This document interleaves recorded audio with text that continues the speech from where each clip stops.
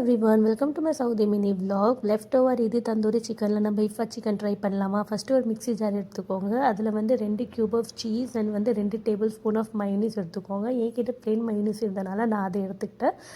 தென் வந்து ஒரு boil egg எடுத்துக்கோங்க. அது ஜஸ்ட்டு ஒயிட் மட்டும் தான் வேணும், எல்லோ அது வேண்டாம். அண்ட் அதுக்கப்புறம் வந்துட்டு 1 table spoon of milk and 1 table spoon of oil எடுத்துக்கோங்க. அண்ட் வந்து ஃப்ளேவருக்காக கொஞ்சமாக மிளகு நான் எடுத்துருக்கிறேன்.